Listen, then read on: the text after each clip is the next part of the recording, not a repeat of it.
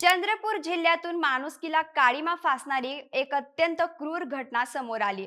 नागभीड तालुक्यातील मिंथूर गावातील एका कर्जबाजारी शेतकऱ्याला कर्जाचा परतावा करण्यासाठी सावकारांनी चक्क स्वतःची किडनी विकायला लावली. रोशन सदाशिव कुडे नावाच्या या शेतकऱ्याची वेदना आभाळाला भिडणारी आहे. केवळ 1 लाखाचे कर्ज कसे 74 लाख रुपयांवर गेले. शेवटी किडनी विकण्याचा हा वेदनादायी प्रसंग त्यांच्यावर का ओढावला आणि हा महाभयानक प्रकारावर विरोधी पक्षाच्या नेत्यांनी संताप व्यक्त करत सावकाराला कोणते सवाल केले, पाहूया महाराष्ट्रातील सावकाराच्या जाळ्याचे भीषण वास्तव. नमस्कार, मी किमया चौधरी आणि तुम्ही पाहत आहात बोलेमेज. रोशन सदाशिव कुडे हे चंद्रपूर जिल्ह्यातील मिंथूर गावातील रहिवासी. त्यांच्याकडे 4 एकर शेती आहे, ज्यावर त्यांच्या कुटुंबाचा उदरनिर्वाह चालतो. निसर्गाच्या लहरीपणामुळे शेती फायदेशीर ठरत नसल्यामुळे त्यांनी दुग्ध व्यवसाय करण्याचे ठरवले. दुधाळ गायी खरेदी करण्यासाठी त्यांनी 2 सावकारांकडून प्रत्येकी 50-50 हजार रुपये असे 1 लाख रुपये कर्ज घेतले. येथेही नशिबाने त्यांना धोका दिला, कारण खरेदी केलेल्या गायी मरण पावल्या आणि शेतीही पिकेना.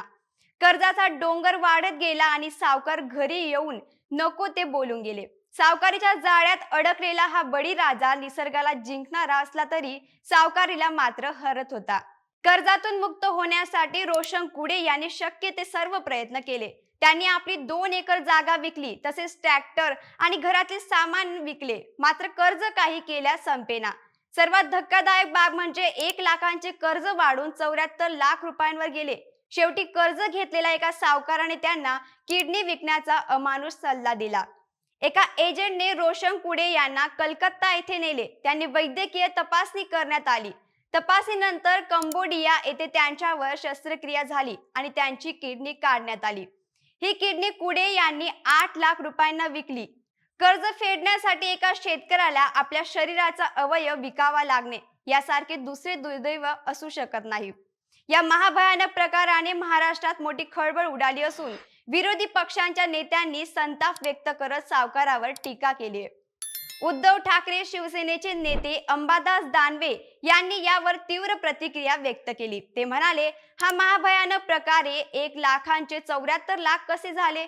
असे अनधिकृत सावकार सावकारी करत असतील तर त्यांना जेलमध्ये टाकले पाहिजे. शेतकऱ्याला किडनी विकावी लागणे यासारखे दुर्दैव दुसरं कुठलं नाही. सरकार केवळ आकड्याचा खेळ पुढे ठेवून टाळ्या पदरी पाडत असते. या गोष्टी महाराष्ट्रात होत आहे हे मोठे दुर्दैव अशी खंत त्यांनी व्यक्त केली. मनसे नेते बाळा नांदगावकर यांनीही किडनी विक्री प्रकरणावर संताप व्यक्त केला. यावरून दिसते सरकार किती काम करते. त्यांनी आता गंभीरपणे विचार करावा अशी प्रतिक्रिया त्यांनी दिली. या घटनेने बळीराजाचे आभाळा एवढे दुःख सरकारला कधी दिसलेच नाही. या वेदनेला वाचा फोडलीये. हा प्रकार महाराष्ट्रातील असंघटित सावकारीचे आणि गरजू शेतकऱ्यांच्या शोषणाचे सर्वात क्रूर उदाहरण आहे. एका सावकाराने कर्जदाराला अवयव विकण्याचा सल्ला देणे हे थेट गुन्हेगारी कृत्य आहे. या अनधिकृत सावकारांवर त्वरित आणि कठोर कारवाई करण्याची मागणी जोर धरते. सरकारने केवळ कर्जमाफीच्या आकड्यांचा खेळ न खेळता प्रत्येक कर्जबाजी शेतकऱ्यांच्या वेदनेकडे गांभीर्याने पाहण्याची आणि त्याला तातडीने आर्थिक दिलासा देण्याची गरज आहे.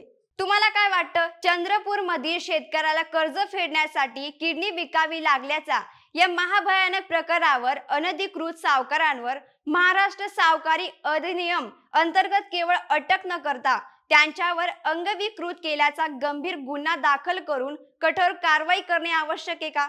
यावर तुमचं काय मत आहे आम्हाला खाली कमेंट करून नक्की सांगा आणि आपल्या बोल इमेज YouTube चॅनलला सबस्क्राईब करायला विसरू नका.